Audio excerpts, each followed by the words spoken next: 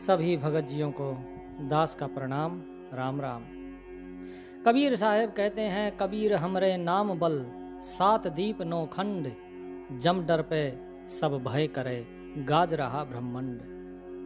पिछले भाग में हमने जाना कि कबीर साहब बताते हैं कि जो ओंकार नाम को भजते हैं या राम नाम को भजते हैं या सोहम नाम भजते हैं, इस नाम को जाप करने से मुक्ति नहीं होती है। मुक्ति होगी जिस नाम को भजने से। उस नाम की प्राप्ति कब होती है? जब ज्ञान वृत्ति आती है, जब ज्ञान दृष्टि मिलती है। और ज्ञान दृष्टि देहधारी गुरु देता है। जब देहधारी गुरु ज्ञान दृष्टि देता है, आपके हृदय में ज्ञान का प्रकाश होता है, ज्ञान का दीपक जलता है। और जब भीतर ज्ञान का दीपक जलता है, तब धीरे धीरे आप उस नाम को पहचानते हो जिस नाम के द्वारा आप सतगुरु को प्राप्त करते हो, और फिर सतगुरु आपको पार लगाते हैं। तो साहिब जो बता रहे हैं वो यही बता रहे हैं कि जो ये नाम है, इस नाम के बल पर ही ये कबीर बोल रहा है। इस नाम के बल पर ही ये सात द्वीप नौ खंड ये सब अपनी जगह स्थिर हैं। जो व्यक्ति उस नाम का सुमिरन करता है, उससे काल भी डरता है। सारे देवी देवता उसको फिर भ्रमित नहीं कर सकते, वो भी उससे भय खाते हैं। सारे ब्रह्मांड के अंदर फिर वही नाम गूंजता है, केवल एक वही नाम, और कुछ भी नहीं। लेकिन उस नाम रतन धन को केवल ज्ञान की दृष्टि से पाया जाता है। तो भगत जी जब पूछते हैं कि साहिब उस नाम को पाया जाता है, ऐसा क्या है वो नाम और कैसे पाया जाता है? क्योंकि जो हम लोग कर्म करते हैं, उस कर्म का कर्मफल तो होता है। तो क्या नाम सुमिरन करने से उस कर्म का कर्मफल नहीं भोगना पड़ेगा? क्या वो मिट जाएगा? साहिब कहते हैं, राई घटे न तिल बढ़े, विधना लिख जो लेख, साचा सतगुरु जो मिले, ऊपर मारे मेघ। दूसरे भाव में इस प्रकार भी है ये दोहा कि राई घटे न तिल बढ़े, विधना लिख जो लेख, और साचा सतगुरु मेट के, ऊपर मारे मेघ। ये दोहे दो प्रकार से कहे गए हैं। अर्थात कि जो आपने पूर्व जन्मों में कर्म कर दिया है, जो आपका प्रारब्ध है, वो ना राई के बराबर कम हो सकता है, ना ही तिल के बराबर बढ़ सकता है। जो आपने कर दिया उसका भोग आपको भोगना ही होगा। ये अवश्यम भावी है, इसे कोई नहीं मिटा सकता। लेकिन यदि सच्चा सतगुरु आपको मिल जाए, तो वो आपके इस कर्म के लेख को मिटा के और ऊपर अपनी मोहर मार देता है कि ये हमारा हंस है, ये हमारा जीव है, इसे कोई छुएगा नहीं। और ऐसे व्यक्ति से काल भी 10 कोस दूर रहता है। काल भी उसको हाथ लगाने की गलती नहीं करता है, क्योंकि वो फिर उस सतगुरु का हंस हो जाता है। साहिब कहते हैं, एक नाम को जान के मेटू कर्म का अंक, तब ही सो सुचि पाई है, जब जीव होए निसंक। कि वो एक नाम जो है, उस एक नाम को जानने के बाद तुम्हारे जो कर्मों का फल है, कर्म का अंक जो है, उसको मिटा दिया जाता है। तुम उसे प्राप्त कर लो, उस नाम को, मैं तुम्हारे सारे कर्मों को मिटा दूंगा। लेकिन वो पवित्रता चाहिए उस नाम को प्राप्त करने के लिए। और अब यहाँ पे साहिब ज्ञान दृष्टि की बात कर रहे हैं कि ज्ञान दृष्टि मिलती कैसे है, वो ज्ञान कौन सा है। ये कोई दिव्य दृष्टि की बात नहीं हो रही है कि संजय को दिव्य दृष्टि दे दी और दूर बैठ के वो युद्ध देख रहा है और धृतराष्ट्र को बता रहा है। नहीं, यहाँ ज्ञान दृष्टि की बात हो रही है। अर्थात अब साहिब वो सच्चा ज्ञान बता रहे हैं जिसके द्वारा उस नाम को पहचाना जाता है। तो साहिब बताते हैं कि एक उस नाम को जानो तो तुम्हारे कर्मों का कर्मफल मिट जाएगा। लेकिन उस नाम को जानने के लिए तुम्हारे मन में पवित्रता होनी चाहिए, वो शुचि होनी चाहिए।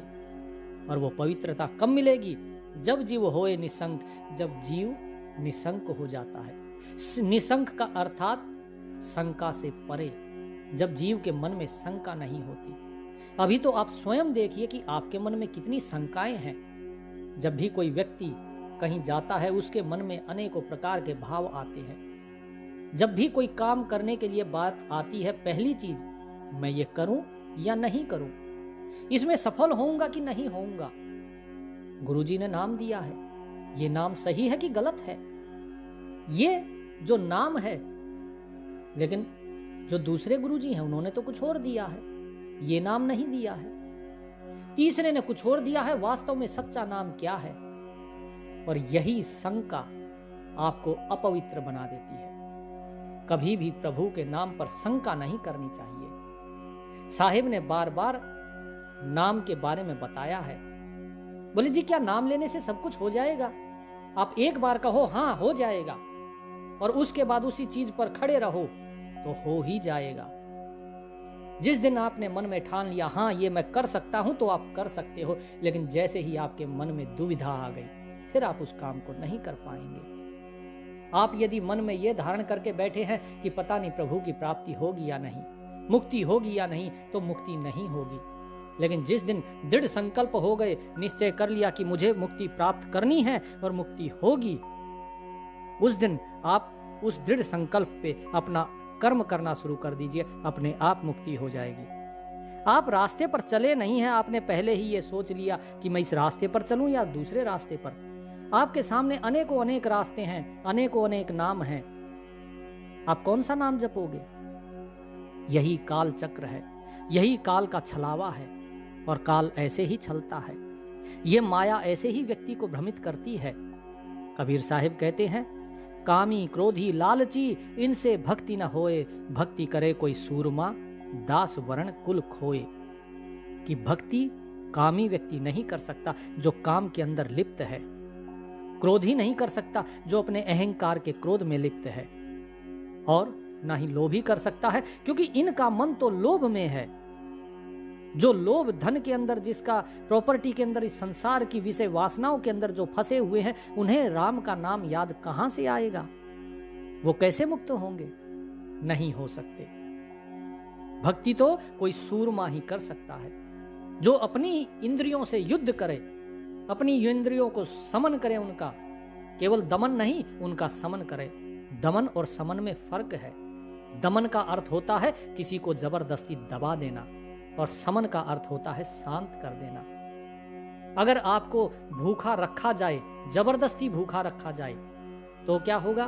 भूख तो आपके अंदर रहेगी, लेकिन यदि आपकी भूख को अगर शांत कर दिया जाए, आपको यह समझा दिया जाए कि देखो आज उपवास है, आज भोजन नहीं करना है, तो आप पूरा दिन बिना भोजन किए रह सकते हो।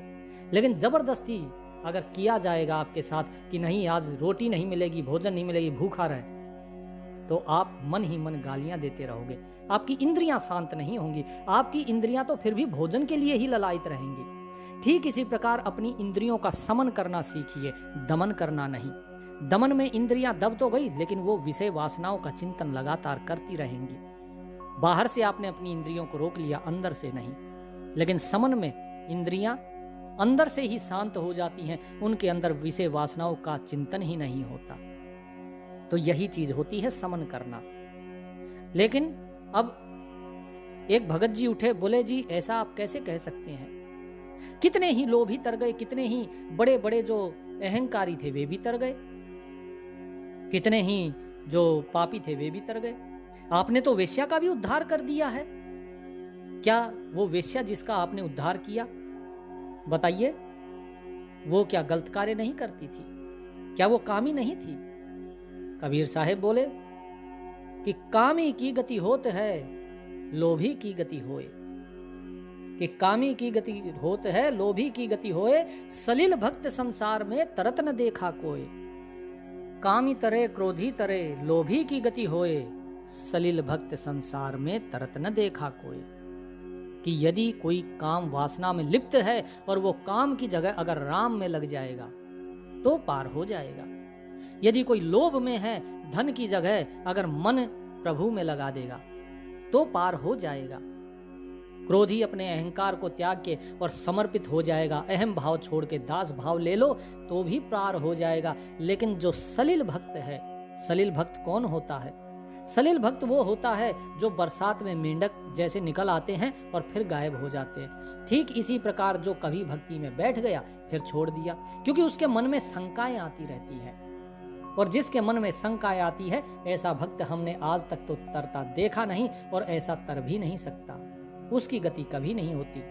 इसीलिए साहिब कहते हैं कि सबसे पहले अपने मन की शंकाओं का निराकरण करो, तब ही सो सुचि पाई है जब जीव होए निशंक, कि जब जीव शंका से परे हो जाएगा तभी उसके अंदर पवित्रता आएगी। और शंका से कब दूर होगा? जब वो गुरु के वचनों पर विश्वास करेगा कि हाँ, गुरुजी ने जो कहा है वही सत्य है, मुझे इसी नाम को जपना है। सतगुरु वैद्य वचन विश्वासा, सतगुरु वैद्य, इनके वचन पर विश्वास करना ही पड़ता है, बिना किए बात बनती नहीं। वैद्य जो दवाई दे रहा है, अगर उसका आप विश्वास नहीं करोगे तो आपका जो मर्ज है, जो रोग है, वो ठीक होगा ही नहीं। तो इसीलिए साहिब कहते हैं ये संसार का जो रोग है, इस संसार के रोग के लिए एक ही वैद्य है और वो है सतगुरु, और सतगुरु के वचनों पर विश्वास करो तो ही पार हो सकते हो। और जब गुरु आपको नाम देता है तो क्या कहते हैं साहिब, एक नाम को जानकर दूजा देई बहाए, तीर्थ वर्त जप तप नहीं सतगुरु चरण समाए। कि जब एक बार तुम्हें नाम मिल जाता है तो केवल और केवल उस नाम को ही धारण करो, बाकी दूसरी जो भी चीजें थी, जितने भी तुम देवी देवताओं को पूज रहे थे, सब चीजों को छोड़ दो, सबको त्याग दो। ना ही किसी तीर्थ पर जाने की जरूरत, ना ही कोई व्रत उपवास करने की जरूरत, ना जप की जरूरत, ना तप की जरूरत, किसी चीज की जरूरत नहीं। एक नाम सुमरन में लग जाओ, उस सच्चे नाम के सुमरन में, जिस सच्चे नाम की बात साहिब कर रहे हैं। चूड़ामणि जी पूछते हैं कि हे सतगुरु जी, आप तो हर एक पर दया करते हो, जो भी आपके पास आता है आप तो सभी को ये दे देते हो, मंत्र जो भी है, नाम जो है, ये नाम आप दे देते हो हर एक को, लेकिन बाकी लोग तो नहीं देते। वो तो कहते हैं कि हर एक को नहीं दिया जाता। कबीर साहिब बोले कि ज्ञान पर सबका अधिकार है। जब काल किसी को बांधता है तो क्या वो ये देखकर बांधता है कि ये बांधने लायक है कि नहीं? क्या वो ये देखता है कि इस जीव को बांधना चाहिए और दूसरे जीव को छोड़ देना चाहिए? नहीं ना, वो तो हर एक के ऊपर अपना फंदा डालता है। काल, अज्ञान, माया ये हर एक को घेरती हैं, और यदि बंधन हर एक का हो सकता है तो हर एक जीव को मुक्त होने का भी पूर्ण अधिकार है। इसीलिए नाम तो सभी को दे दिया जाता है। अब बात साहिब क्या कहते हैं? साहिब कहते हैं सबको नाम सुनावहूं, जो आवे गो पास, शब्द हमारो सत्य है, दृढ़ राखो विश्वास। कि जो नाम लेने आता है मेरे पास, मैं उसे नाम दे देता हूं। मान लो इस चीज को, मेरी जो बात है ये बिल्कुल सत्य है, कि जो शब्द मैंने दिया, जो नाम दिया, ये पूर्ण रूप से सत्य है। इस चीज पर तुम्हें दृढ़ विश्वास रखना होगा। गुरु जो नाम देता है उस पर दृढ़ विश्वास रखो। लेकिन बात आती है गुरु की। मैं बार बार कहता हूं, गुरु बनने का अधिकारी केवल वही है जो उस मालिक को जान चुका है, उसके साथ एक हो चुका है। बाकी किसी को गुरु बनने का अधिकार ही नहीं है। अब ऐसा तो व्यक्ति कोई संसार में है नहीं। साहिब कहते हैं कि करोड़ों में क्या, वो तो अरबों में देखो कोई। आत्म तत्व के रूप को जानत है कोई एक, कोटों मध्य है नहीं, अरबों में कोई देख। साहिब कहते हैं कि उस आत्म तत्व, उस परमात्मा को जानने वाला गुरु इस संसार में कोई बिरला ही होता है। करोड़ों में नहीं, वो अरबों में देखो, क्योंकि करोड़ों में तो एक भी नहीं है, अरबों में जाकर कोई एक व्यक्ति मिलता है। और जो होता है वो अपने आप को गुप्त रखता है। क्यों गुप्त रखता है? क्योंकि यदि उसके पास भीड़ हो जाएगी तो वो उस भीड़ में ही लगा रह जाएगा, वो प्रभु से कट जाएगा, प्रभु से दूर हो जाएगा।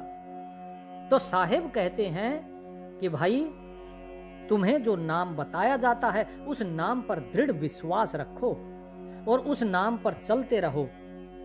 अब लोगों ने पूछा, बोले ठीक है जी, ये कोई जो आपकी बात है उस पे हमें पूर्ण रूप से विश्वास है, हम आपकी सारी बातें मानते हैं, लेकिन जिस ज्ञान की आप बात कर रहे थे वो ज्ञान कहाँ है? कबीर साहिब बोले, वो ज्ञान दृष्टि ही तुम्हें दे रहा हूं। वो ज्ञान दृष्टि ही तो है ये, कैसे तुम जानोगे अपने उस नाम को? उस नाम को जानने के लिए पहले अपने मन को निर्मल करना होगा। उस मन को निर्मल करने के लिए अपने मन से शंकाओं को दूर करना होगा। और आगे सुनता जाओ, एक एक चीज बता रहा हूं, धैर्य रखो। होए विवेकी शब्द का जाए मिले परिवार, नाम गहे सो पहुंच ही मानहु कहा हमार। कि जो पहले मैं कहता हूं, पहले तुम उस बात को तो मानो, उसके बाद तुम उस नाम को जानोगे।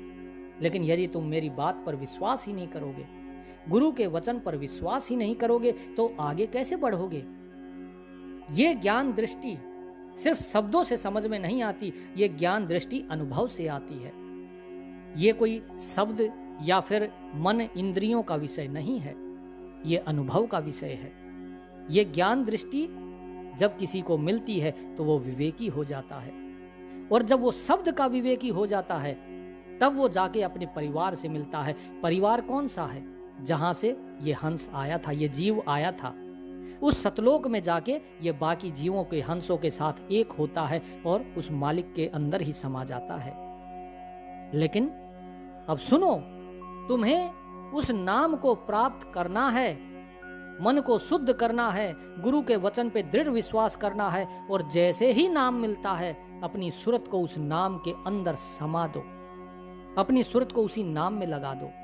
फिर इस संसार से तुम्हारा कोई लेना देना नहीं, फिर तुम इस संसार के नहीं रहते, फिर तुम उस मालिक के जीव हो जाते हो, फिर उसके दास बन जाओ, इस संसार के दास नहीं होना। सूरत समावे नाम में जग से रहे उदास, कहें कबीर गुरु चरण में दृढ़ राखो विश्वास। कि उस ज्ञान दृष्टि को प्राप्त करने के लिए अपनी सूरत को जो गुरु ने नाम दिया है उस नाम के अंदर लगाओ और इस जग से उदासीन हो जाओ। जग में तुम केवल व्यवहार करो, इस जग के अंदर बसो लेकिन फंसो नहीं, और गुरु के चरण में रहो, अर्थात उनकी आधीनी में रहो, उनकी बंदगी में रहो। जैसा वे कहते हैं वैसा करो और उनके इस दिए हुए शब्द पे, इस नाम पर दृढ़ विश्वास रखो। अगर गलती से भी किसी के मन में इस प्रकार का भाव आता है कि ये नाम सही है या गलत, तुरंत उस भाव को निकाल दो और सीधा अपना जो नाम है उस नाम के ऊपर अपना भाव लगाओ। बात वहीं पर खत्म कर दो, नहीं तो ये शंकाएं बढ़ती जाएगी और तुम उलझते ही चले जाओगे। अस अवसर नहीं पाई हो, धरो नाम कड़िहार, भव सागर तरी जाओ तब पलक न लागे बार। कि ऐसा अवसर फिर दोबारा नहीं आएगा मेरे भाई, इसीलिए इस अवसर को अपने हाथ से मत जाने दो। भव सागर से तुम तर जाओगे, इस नाम के माध्यम से तुम्हें पल भर की भी देरी नहीं लगेगी। इसीलिए भव सागर से निकालने वाला ये नाम ही है और इस नाम को तुम जपो। जो गुरु ने तुम्हें नाम दिया है उस नाम को जपो। अब बात हो गई थोड़ी सी दुविधा में। भगत जी दो चार जो थे वो बोले साहेब आप जब से कह रहे हैं गुरु ने नाम दिया है उस नाम को जपो। आपसे पहले भी हमने कई लोगों को गुरु बनाया, उन्होंने अलग अलग नाम दिए। आपने कहा राम नाम नहीं, आपने कहा ओमकार नहीं, आपने कहा सोहम नहीं। इन चीजों को भजने से मुक्ति नहीं होती, आपने ये स्पष्ट रूप से कहा। पिछले सत्संग में हमने ये चीज जानी थी। तो साहिब कहते हैं कि तो इसमें दुविधा क्या है? तो भगत जी बोले कि फिर वो नाम क्या है? आप तो कहते हो, कभी तो कहते हो नहीं इन नाम से मुक्ति नहीं होती, फिर आप कहते हो जो गुरु ने नाम दिया आप उसी को भजो। कबीर साहिब बोले भेद की बात सुनो। अब भेद की बात सुनो कि जो राम है, जो ओंकार है, जो सोहम है, इन मंत्रों के जाप से मुक्ति नहीं होती, 100% नहीं होती। बोले जी फिर मुक्ति किससे होती है? गुरु ने तो यही नाम दिए। बोले तुम्हारी मुक्ति जो होगी वो उस सत्य नाम से होगी, लेकिन ये जो नाम है यही नाम तुम्हें उस सत्य नाम तक पहुंचाएंगे और कोई रास्ता भी नहीं है। तो सारे भगत जी बोले जी ये क्या बात हुई? कबीर साहिब बोले पहले बात पूरी सुनो, क्योंकि यदि आधे में ही अगर रह जाओगे तो तुम्हारे ज्ञान का मटका पूरा नहीं भर पाएगा। तो बात को पहले धैर्य से सुनो और पूरा सुनो। इस नाम जाप के अंदर एक बहुत ही गुप्त भेद है, और वो भेद है भाव का। तुम नाम जाप करते हो, लेकिन अगर उसके भाव को नहीं पहचान पाए तो तुम्हारा ये नाम जाप व्यर्थ हो जाएगा। तुम उस सत्य नाम को नहीं पा पाओगे। जहां सतगुरु मिलता है तुम वहां तक पहुंच ही नहीं पाओगे। पहले इस नाम के भेद को जानो। तो सभी भक्तों ने कहा कि जी नाम के भेद को बताइए, क्या भेद है इसमें? ओंकार जपते हैं, इसमें क्या भेद है? गुरु नानक देव जी भी कहते हैं एक ओंकार सतगुरु प्रसाद कर्ता पुरुष, कहते हैं कि नहीं? तो कबीर साहिब ने कहा कि अब सुनो बात। भाव ये है कि जो तुम्हारे अंदर से भाव निकलता है तुम उसी को ही प्राप्त करते हो। यदि तुम्हारा भाव ओम मंत्र में है तो तुम केवल ओम मंत्र तक ही रह जाओगे। याद रखो, ओम सोहम ये सब नाम भी हैं, लेकिन ये सब मंत्र भी हैं। और जब आप कभी भी इसका सुमिरन करते हो तो आपका जो मंत्र है वो मंत्र सिद्ध होता है, नाम सिद्ध नहीं होता। नाम सिद्ध और मंत्र सिद्ध होने में भेद है। तो सभी भगत जी जो हैं वो चौंक गए, क्योंकि उन्होंने कभी पहले ये चीज सुनी ही नहीं थी कि नाम और मंत्र अलग अलग हैं। कबीर साहब बोले कि जिस प्रकार दशरथ पुत्र राम थे और आप में भी बहुत से लोगों के नाम राम होंगे, तो उसमें दो चार बोले हाँ जी हमारे बच्चों के नाम हमने राम रखे हुए हैं, कोई राम किशन है, कोई रामपाल है, कोई राम शरण है, कोई रामदास है। तो कबीर साहब बोले बस यही तो भेद है। क्या तुम्हारे बच्चों का नाम अगर राम है, तुम अगर राम बोलते हो तो किसको बोलते हो? तुम अपने बच्चे को बुलाते हो ना? बोले हाँ जी। लेकिन क्या तुम्हारे बच्चे के नाम लेने से वो राम पुकारता है? क्या वो राम आवाज देगा? बोले नहीं जी, हमारा भाव तो हमारे बच्चों में है। कबीर साहब बोले बस यही तो फर्क है सारा, मैं यही तो समझाना चाहता हूं। ओम ओम मंत्र आपके मूल चक्र के जागरण का मंत्र भी है। ओम ये माया भी है, ओम ये संसार भी है। और रही बात सोहम की, तो सोहम शिव के स्थान का अर्थात आपके हृदय कमल का मंत्र भी है। सोहम सोहम अर्थात इस जीव को भी कहते हैं। सोहम जो अवतार लेता है उसे भी कहते हैं। ये केवल भाव का ही फर्क है, इसीलिए व्यक्ति पार नहीं हो पाता, क्योंकि उसे इस भाव का ही नहीं पता। यही तो गुप्त रहस्य है नाम का, जिसे लोग जान नहीं पाते हैं। हर कोई नाम लेता है, नाम का सुमिरन करता है, लेकिन उस भाव को नहीं पकड़ पाते। बिना भाव के नाम बेकार है। नाम के अंदर प्रेम होना चाहिए, नाम के ऊपर विश्वास होना चाहिए, लेकिन नाम में भाव भी होना चाहिए। कबीर साहब की इस बात पर लोग बोले जी भाव कैसे? कबीर साहब बोले कि मेरी बात अब ध्यान से सुनो। एक व्यक्ति अगर मान लो कहीं भंडारा करता है, किसी को भोज कराता है, तो क्या होता है? आप लोग जाते हो कि नहीं? जितने ब्राह्मण लोग हैं ये तो भोज पे गए होंगे। बोले जी हाँ गए हैं, बहुत बार गए हैं। भंडारों में भी गए हैं? बोले हाँ जी गए हैं। बोले गए हैं तो भंडारा खा के आते हो, क्या करते हो? बोले जी करना क्या है, जाते हैं, बैठते हैं, आचमन करते हैं, भंडारा खाते हैं और उसके बाद आ जाते हैं। बोले ठीक है, और तो कुछ नहीं? तुम्हारा भाव क्या होता है उस समय, जरा बताओ मुझे, सत्य सत्य बताना।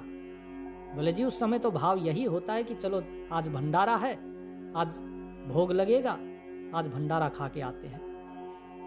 एक दूसरे सज्जन खड़े हुए, वो बोले जी हम तो इस विचार से जाते हैं कि भंडारा है, चलो प्रभु का प्रसाद है, आज प्रभु का प्रसाद खाने को मिलेगा, मंदिर में भंडारा है।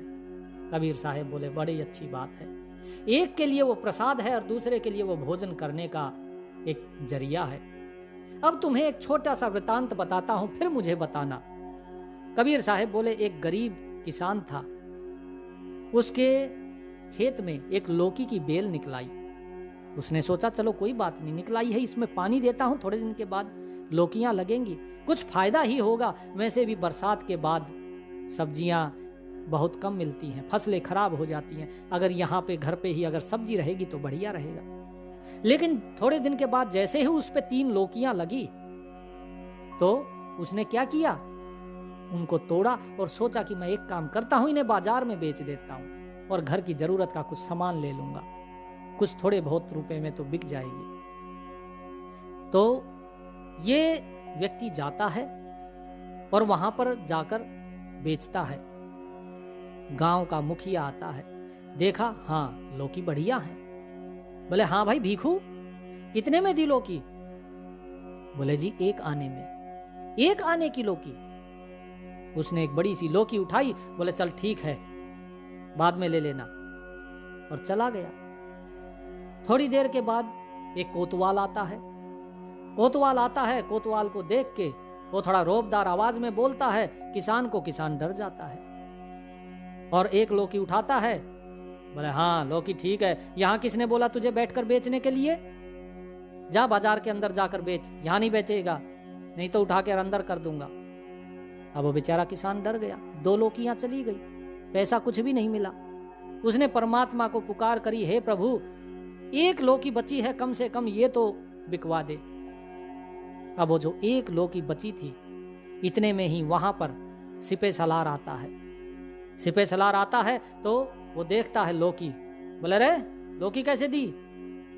भीखू ने हाथ जोड़ते हुए कहा, मालिक 2 लौकियां चली गई हैं, अब ये तीसरी आप ले जाइए। बोले क्या मतलब? तो भीखू ने सारा वृतांत सुना दिया कि जी इस तरह हुआ। बोला चल मेरे साथ, उठा इस लौकी को।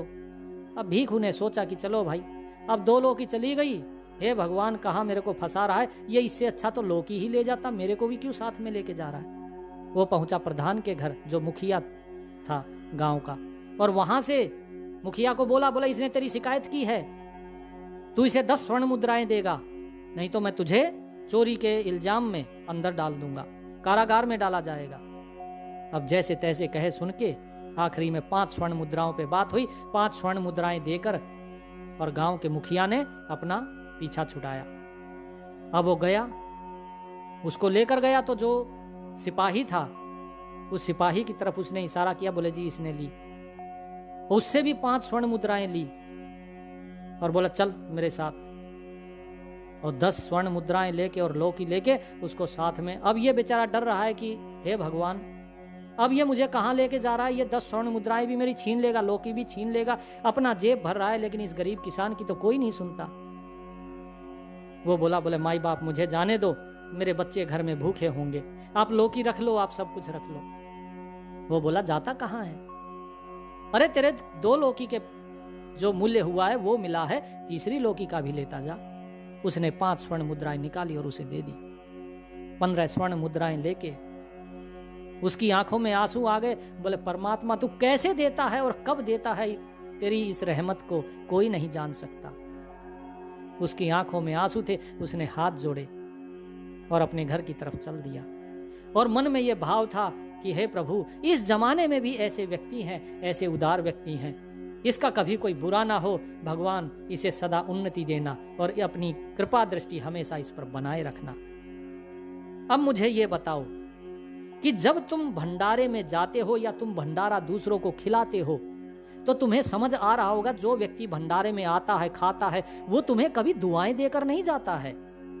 उसका भाव सिर्फ ये होता है कि मेरा पेट भर जाए, या उसका भाव ये होता है कि मुझे आज प्रभु का प्रसाद मिलेगा। वो सिर्फ अपने बारे में सोचता है। लेकिन वहीं दूसरा व्यक्ति है जिसके भाव क्या है कि उससे किसी ने खरीदा कुछ सामान, मुफ्त में नहीं, उससे किसी ने खरीदा और वो उसको दुआएं देता आ रहा है। तो बताओ दोनों में से किसमें लाभ है? तो सभी बोले जी गरीब की मदद करने में। तो कबीर साहब बोले तो मदद किया करो, ये भंडारों से और इनसे कोई लाभ नहीं होना। गरीब जरूरतमंद की अगर मदद करोगे तो दुआ मिलती है। उसके मन का जो भाव होता है, उस भाव से ही तुम्हारी तरक्की है, उस भाव से ही उन्नति है, और उस भाव से ही तुम्हारी अवनति है। सब कुछ भाव के कारण होता है। ठीक इसी प्रकार नाम तो तुम लेते हो, लेकिन इस नाम के पीछे तुम्हारा भाव क्या है, ये मायने रखता है। यदि तुम्हारा भाव सिर्फ मुक्ति पाने का है तो मुक्ति नहीं होगी। इसके पीछे का रहस्य जानो, ओम मंत्र के पीछे का रहस्य जानो, सोहम मंत्र के पीछे का रहस्य जानो, तब जाके तुम्हें समझ में आएगा कि हाँ ज्ञान दृष्टि होती क्या है। तो साहेब धीरे धीरे ये सारी चीजें उनको बता रहे थे और उसके बाद साहेब बताते हैं कि इसके बाद अब तुम्हें अनुभव समझ में आएगा कि अनुभव कैसे होगा और ज्ञान कैसे होगा। पहले तो तुम्हें ज्ञान दृष्टि हुई, जो अभी तक तुम्हें बताया गया ये तो गुरु के द्वारा बताया हुआ ज्ञान है। इसके आगे अब तुम्हें मैं बताता हूं कि ये ओम क्या है, ये सोहम क्या है। ये सोहम सिर्फ ओम और सोहम ये मंत्र ही नहीं है, ये नाम भी है, लेकिन उस नाम का महात्म्य क्या है, उस नाम का वास्तव में भाव क्या है, उसके अंदर कौन सा रहस्य छुपा है जो तुम्हें उस सतनाम तक पहुंचा देगा। तो कबीर साहब आगे सारा सतनाम का रहस्य बताते हैं और उसके बाद जीवों को ये समझाते हैं कि भाई अब अनुभव ज्ञान कैसे प्राप्त करना है, क्योंकि बिना अनुभव के बाकी सारा ज्ञान केवल जानकारी है, वो तुम भूल जाओगे, लेकिन अनुभव ज्ञान ही है जो हमेशा याद रहेगा, जिस पर कोई शंका नहीं होगी तुम्हें। बाकी किसी दूसरे के बताए हुए ज्ञान पर तुम्हारे अंदर शंका होगी, और जब शंका होगी तो मुक्ति नहीं होगी, सत्य ज्ञान जो है वो मिलेगा नहीं, वो सत्य नाम जो है उसे प्राप्त नहीं कर पाओगे। सत्य नाम को प्राप्त करने के लिए मन की शंका दूर होनी जरूरी है, तभी मन निर्मल होगा, और मन की शंका दूर होगी अनुभव ज्ञान से। और अनुभव ज्ञान कैसे प्राप्त करना है वो कबीर साहब ने आगे बताया, जो कि हम अगले भाग में जानेंगे, क्योंकि सत्संग बड़ा होता जा रहा है। तो प्रभु का सुमिरन करते रहिए और नाम में लगे रहिए। परमात्मा की कृपा सब पर बरसती रहे। सत साहिब।